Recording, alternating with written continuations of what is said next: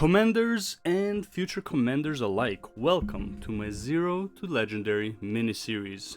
This is Framenthor, and in this series I'll be diving into how I would go about getting my legendary items if I started completely fresh. From picking the right profession, to prioritizing gold making, events and crafting, I'll show you step by step what I would do if I was starting over today. This video is aimed at new players, but maybe some veterans could also pick up a tip or two. Subscribe if you like content like this, comment if you think I missed something or would like to add your 2 cents. And before we get started, I just want you to remember, legendaries in Guild Wars 2 are a marathon, not a sprint. Now, let's get into it. Welcome to episode 4, where we basically just cover Icebrood Saga, because it has a good chunk of content to cover, so I don't want to make this video longer than it has to be by combining it with End of Dragons, which also has a ton of content. That's episode 5. Anyways, let's start off with the Masteries as always. Icebrood Saga Masteries. Aside from what you get from the story, I'll tell you exactly what you need, or what I would go for. I would level these at the same time, so tier 1, tier 1, tier 1, tier 2, tier 2, tier 2, tier 3, tier 3, tier 3, tier 4, tier 4, tier 4. Once you're done with all of these, then go for United Legion Way Station. The only things you really need from United Legion Way Station is EMP, which is, I believe, you just get from doing the story, and eventually Mount Stealth. That's also really nice. Other than that though, it doesn't matter too much. EMP is the most used mastery in the game. It just reduces defiance bars like crazy for our own bosses, so you might as well get it. All meta bosses, you're gonna be using this a lot. Mount Stealth, great to get out of combat with. If you have like ability to mount in combat, just go into stealth and you're gonna lose combat. There's other areas where it's helpful, like a highly condensed area of enemies that you just want to go through and not get downed from your mount. I use this quite a lot. I can't tell you the exact locations I use it on. There is a location, for example, in Lake Doric, but you don't have to use it there. It's just something, it's like a very convenient thing to do, but it's not mandatory. EMP, which you get through the story, I believe, and these guys to level 4 as soon as possible, mainly because one of your dailies, or one of the dailies I would be doing at this point, has to do with opening chests. That's what you need tier 2 for. Then you are able to open all the chests. Tier 3 increases the rewards, and then tier 4 just does more damage to like strike bosses and like others and stuff. I don't remember what tier 4 is for exactly, but it's better. Either way, honestly, nothing is more important than these 3 regardless. Might as well finish it off and then finish this. Raven, honestly, really doesn't matter pretty much for anything unless you really want to do Icebrood Saga open world stuff. And again, also, it doesn't require a whole lot. What is that? 6 mastery points in total. Pretty easy to get at any point. So yeah, focus on these. And as you can see, I don't even have Dragon Slayer. This is for Dragon Response missions. Doesn't really matter.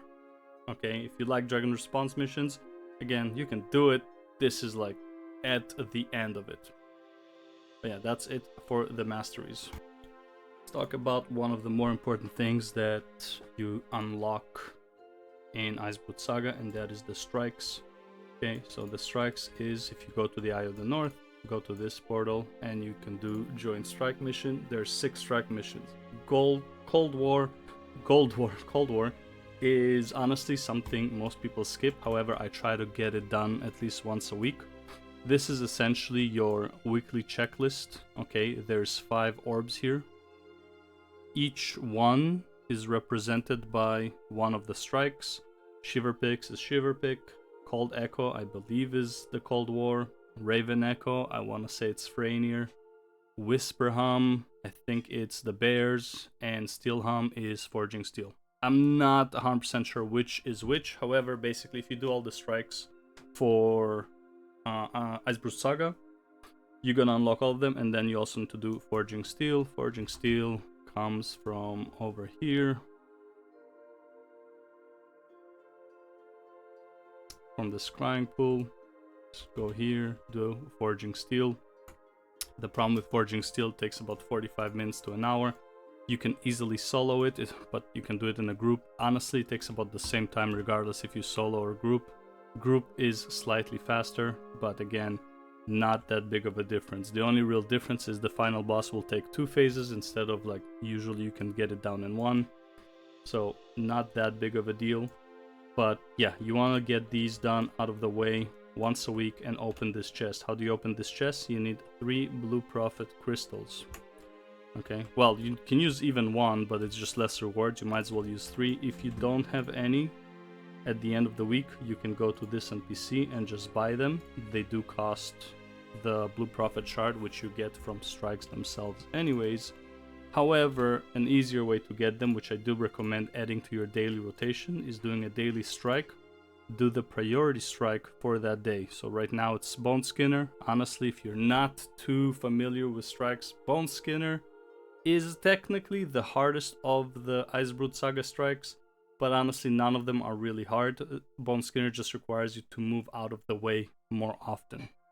Okay, that's pretty much it. So strikes, try to get them done once a day, and once a week try to get all of the strikes done. Usually people call it like IBS 5. Let's see if there's like strike going on right now. Most of the times, just go to like strike missions. You'll see a lot of people doing the daily. Oh, there, just as I said, right? Strikes, strike missions, daily strike IBS 5, and then they're doing Kaineng Outlook, Overlook, I think. That's the daily, and Temple of Phoebe, that's the daily. Okay, so very often you're gonna find strikes. Obviously, if you're not in Kaineng or whatever, you can just do the IBS 5. Pretty easy. If you are not sure what to run a healer or an Alak DPS, Alak or Quickness DPS, a Boon DPS.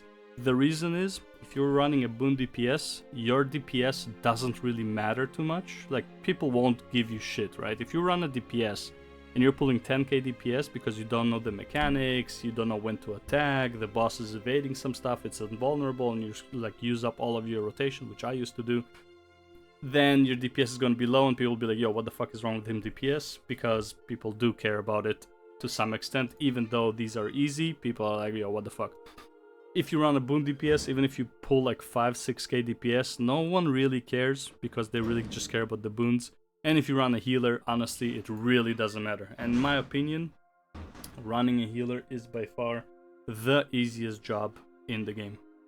Another great thing you unlock with Icebrood Saga is Drizzlewood. Now, when you do this, honestly, the first time I did this, I underestimated how good this place is. I was like, oh my god, the mission here, like the story takes forever to finish, I just don't care, yada yada yada. However, let me tell you, this is one of the best metas in the game. I am not telling you to do this meta daily. I would not be doing it daily. However, I have to come here daily to talk to this NPC over here on the west side of the camp by the tents. This NPC. 2 reasons. 1, cash keys. I already bought mine, but basically the first cash keys, the first 5, cost 25 resources each. So you buy 5, that's 125. Then the next 5 cost 50. If you are low on resources, just buy the first 5. However, try to get 10 a day until you have like a ton of them, then you don't really need to. And the other thing is daily material donation. I only buy the ones that give you 250, but at this point in the game, like if I'm not super rich, I would not do the double donation. So the double donation means this requires 200. Today I already bought mine. There's usually 3 or 4 of these 250s. This is a double priced. This is double priced. I bought the 100 gossamer value and I bought the 50 thick leather section. I never buy the 125. They are priced the same as the 250. I just find them to be wasteful. It's not really worth it. The reason you want to do it is because of the achievement Glory 2. Okay. So first time you finish it, you also get a mastery point. However, the last thing on this achievement, and it's repeatable, is you get this thing, which has 2 mystic clovers. Okay, so you really wanna try and get this done every so often. That's literally why I drop by here. I just buy the daily, I get this. I'm almost like tier 20 here, so I'm almost done with this one. This one is other tier, whatever. So it's like they will continue. They level up on their own just by getting the daily material donation here. The other thing here is, if I come to this map and I see that we are taking over these ones, like there's a squad or a mentor or anything like that, and you see that there's activity in the northern part and people are taking over this, I would join them. I would not join if it's at the bottom half. That's gonna take too long. Unless I have nothing better to do, then fuck it, I'll do it. However, if it's at the top part, you're expecting like maybe 20 minutes and you're gonna be done.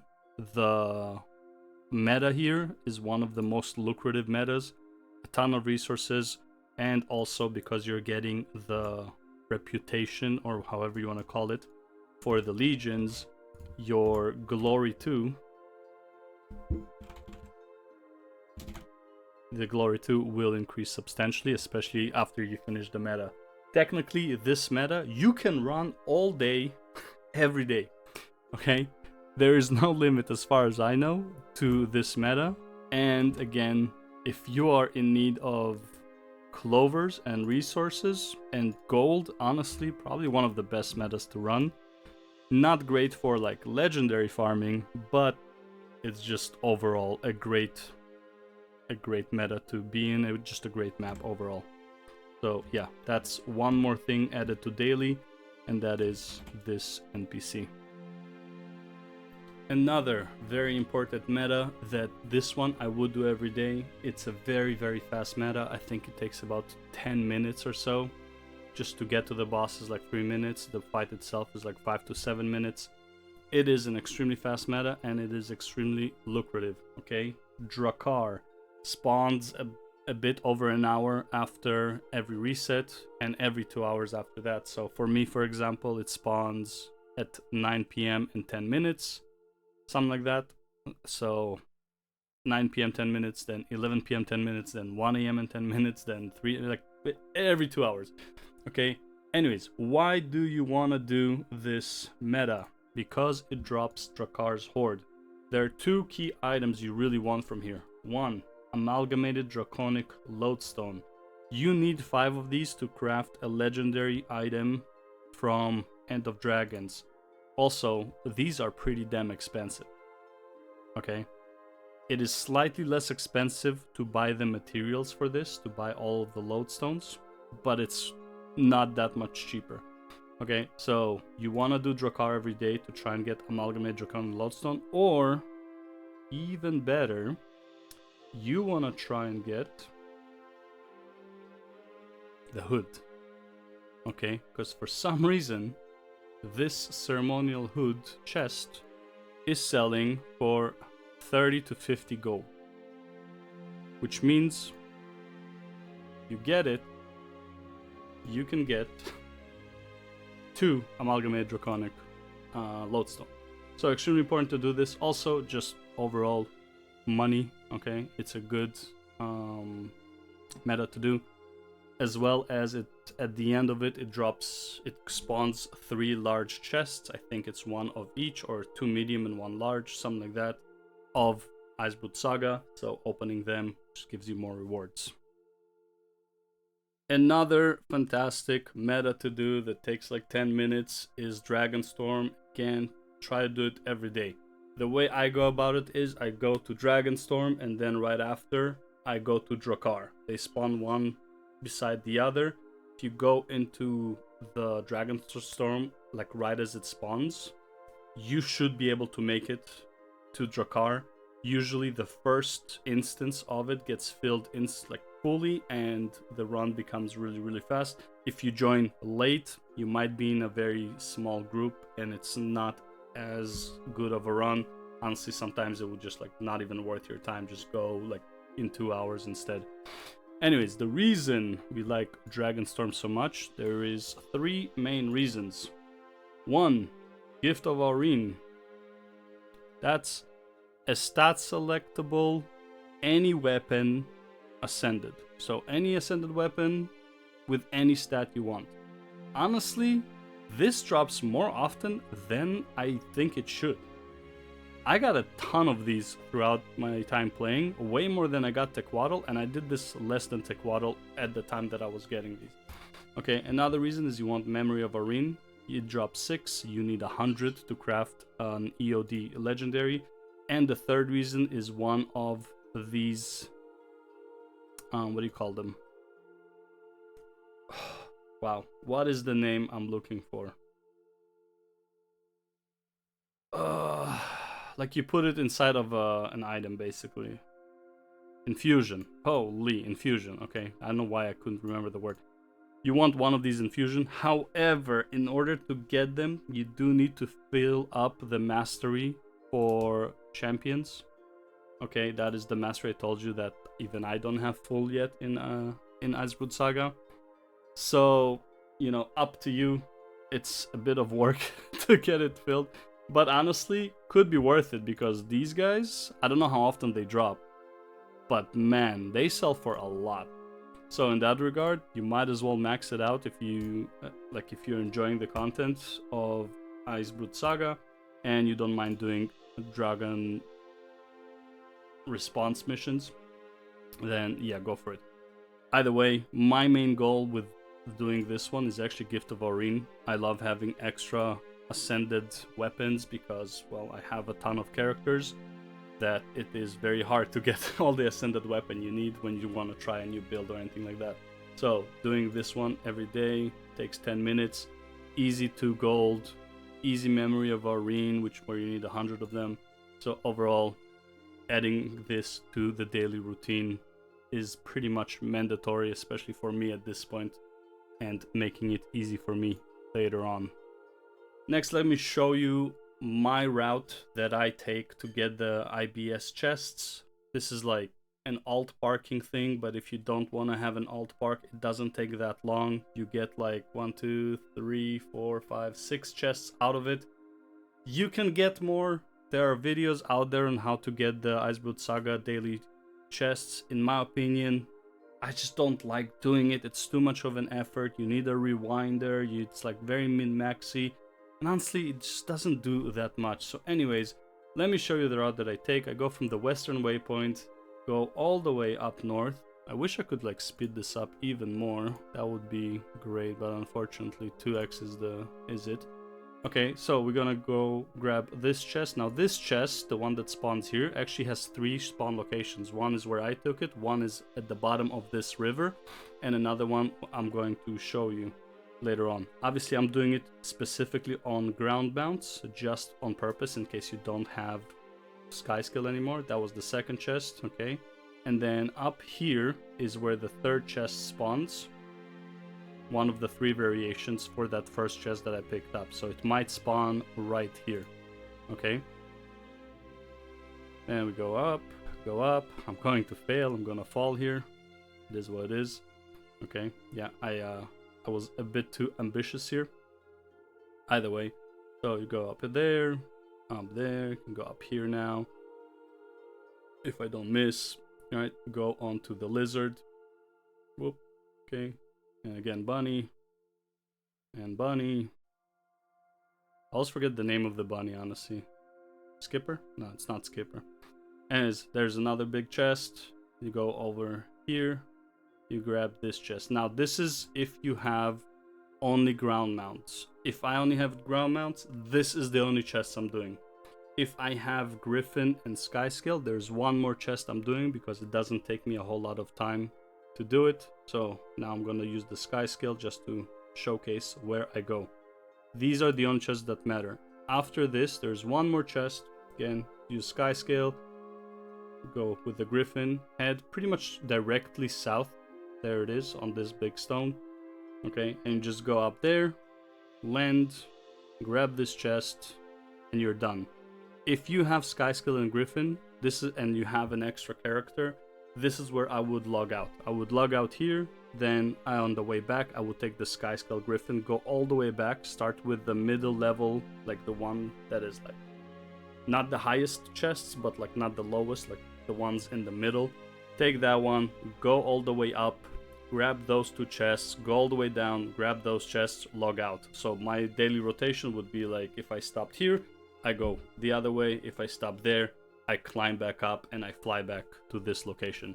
Okay, that is pretty much what I do for my daily. I've been doing this since forever, and the reason I'm doing this is because of these crystals. Now let me show you what you need these crystals for, because they're extremely useful. Okay, here we are in the eastern camp this time. So in this keep, the route started from this area, right? So this is where the chests were. This is where the other chest is. Now we are on the eastern side. We're going to talk to the Karma merchant. So main reason right now, or basically honestly at any point, main reason I like to have eternal Ice Shards, which this character only has the 2000 from the bank, 153 on it, and then obviously the thief had all of them essentially. So I would probably have like 6,000-7,000 of them right now. Now what you can do with them is you can buy the Living World Season 4 currencies for it, okay, which is something I do. Obviously you can also craft these for the achievement, but who cares. And what I would do with them, I would get a ton of Mistborn motes. The reason I like having Mistborn motes is, this is, again, you can use them obviously, like if you need it, if you need these for the return to achievements, or like for the sky skill, not return to. If you need for the sky skill, that's fine. If there's some things you need to buy, like for example, difluorite crystals, you can get the Rewinder for 75 crystals. Let me just find the name for it, because I always forget. Okay, let's just do it like this. So let's do difluorite, easier that way. Fluorite crystal. Okay, so what you can get for this, and this is probably the most important part, is you can get install reward contents, Mystic Forge, handiwork.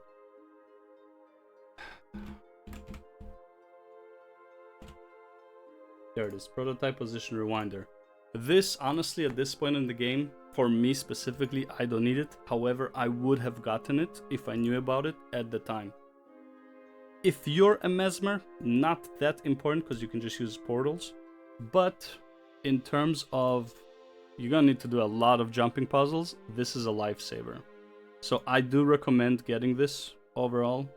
Personally, I just don't need it at this point in the game. I'm not min-maxing certain things that would require it. But this is an extremely useful tool that you can use. It just rewinds you, I believe, 30 seconds in time, or up to 30 seconds. Okay, so something that you can get, and again, just use Eternal Ice. The reason I take Mistborn motes, okay, this is a bit of a gambling habit that I have. I go to Dragonfall, and again, I don't necessarily recommend doing this. However, you know, if you don't need the other, what do you call them, the other currency, then what you can do is, oops, sorry, this is the accessory, the amulet is over here. Over here we got the amulet. Okay, so I just buy a bunch of these amulets. They require 125 and a bunch of volatile magic. So I just buy all of the Mistborn motes. I use them to get volatile magic. I keep some in order to buy the amulets. Usually I get enough to buy 10 right away, and then I just gamble on Ascended Salvage Kit. The reason being is because Salvaged Excellence. This comes from the Ascended Amulets. Okay, so this is one of my, this is like the only thing I gamble on in this game realistically. Okay, Salvage Excellence, which is an achievement that will give you some consumable for the mists, I believe. And honestly, sell it. It is actually not worth. It's actually not worth trying to get this and get the achievement. Just sell it. You do not need this consumable, in my opinion. You do not need the gobbler for it, which I don't have. Let me show you the gobbler for it. So let's do wiki for salvaged excellence. Okay. And this is a part of... Okay, so you salvage it from ascended amulets and ascended recycling collection, and that gives you the fractal reliquary, which has some really good deals. If you already have it, I mean, that's cool. Honestly, it's not worth getting it. I would just sell it. The profit from just the, what do you call it, the salvage excellence, the profit from it will cover like over a year worth of savings that you would get from the fractal reliquary. So this is my gambling habit. I love doing it every few months when I get enough of the crystals. But honestly, if you don't care about it and you finished everything in Living World Season 4 and you have no reason to collect the materials for Living World Season 4, you can abandon this, abandon this farm. I still like it overall. It's very quick. You get a good chunk of Eternal Ice Shards, plus with the daily strikes, you're gonna get a good chunk of them, and you know, something to do with them is always nice to do. Alternatively, you can use volatile magic instead of, like me, for gambling on the Ascended Necklace. You can get trophy shipments. Trophy shipments have, except from like these two, I have Cormir and Congealed. All of these, you would be needing them to craft a legendary weapon in End of Dragons. So, you know, might as well. Honestly, not just that. These are used for your condensed magic and condensed might. So you're gonna need them pretty much for all of the armors, all of the weapons. So, you know, you might as well get this. And honestly, I wouldn't even sell the contents. I would just, you know, save myself the hassle of getting these materials later and spending gold on them, right? Instead of just, you know, making profit out of these, I just save myself money later. However, it seems like inscribed shards can make you more gold. You know, I guess crafting plague doctors or something like that. Right, let's do profit per shard. Yeah, it looks like crafting plague doctors, exalted mantle can give you a bit more gold. Kind of like up to your own discretion. I would probably just go for trophy shipments, a lot less hassle.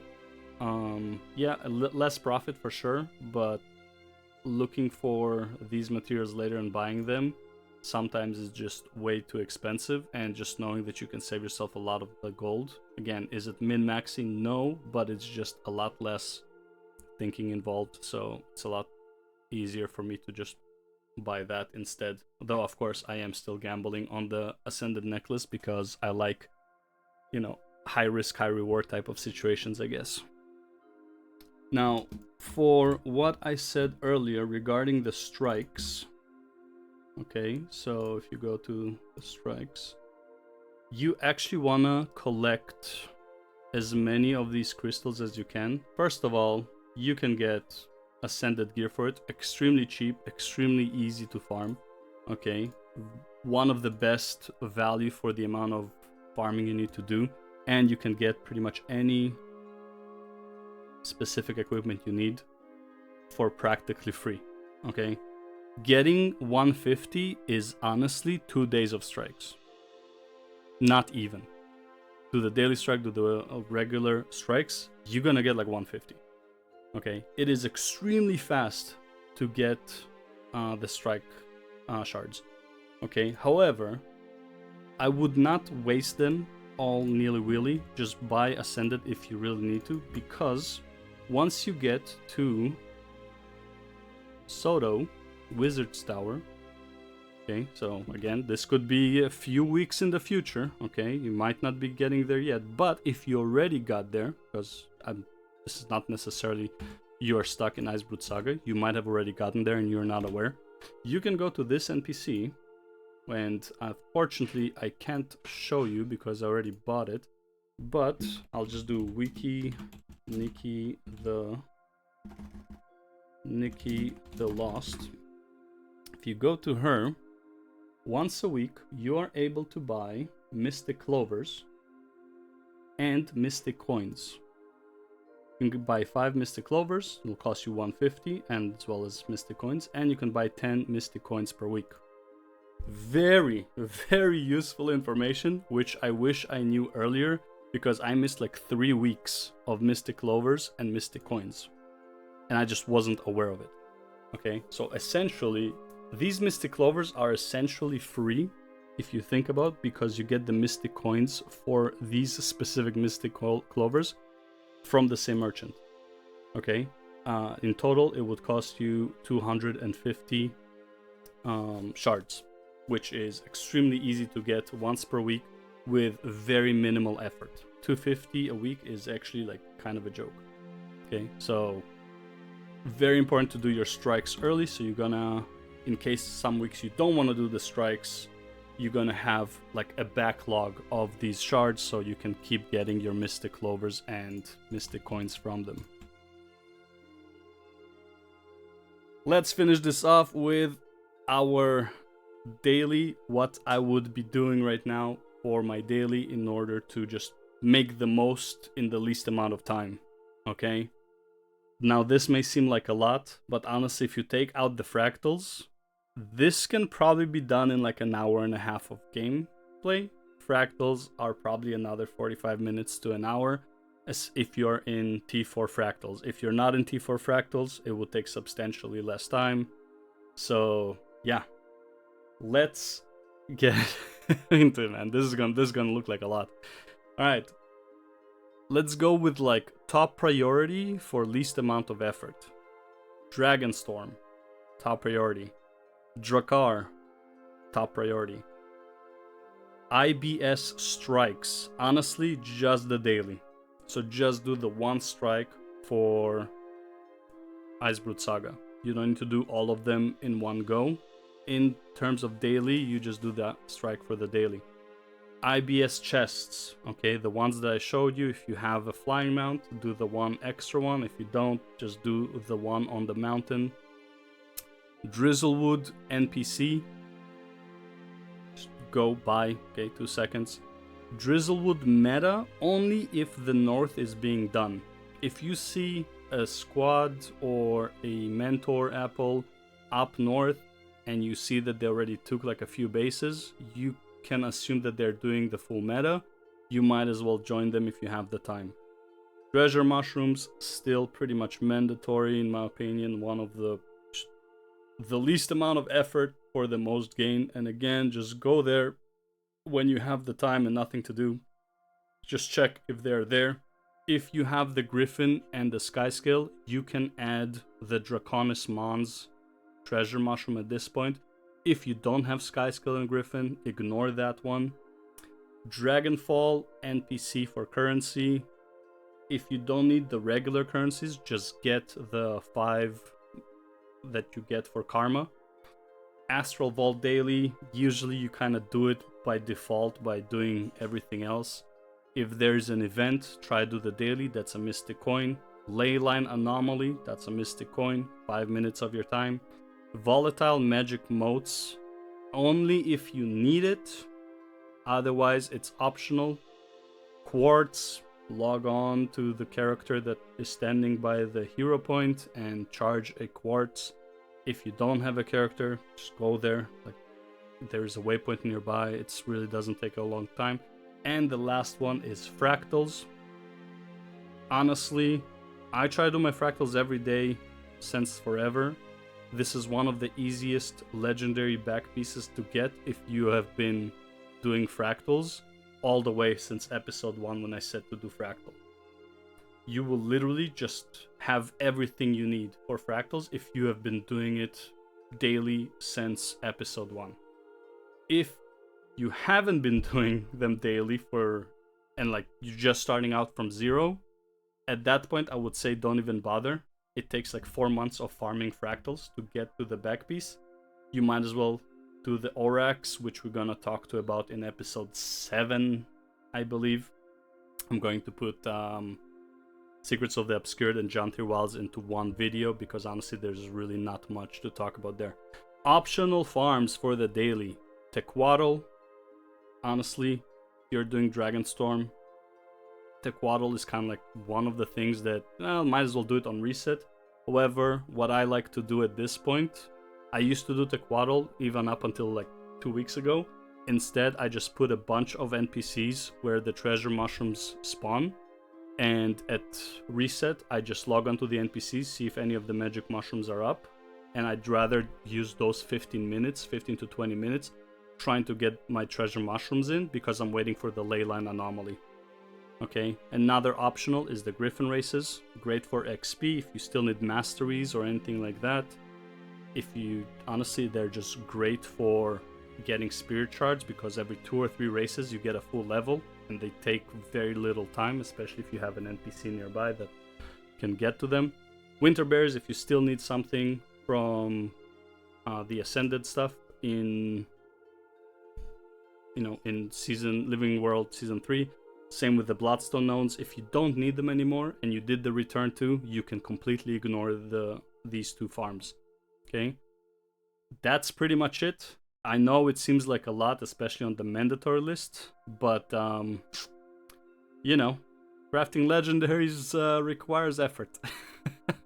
Anyways, I'll see you in the next episode. Thank you very much for watching, and yeah, End of Dragons is gonna be another massive one for sure. Peace.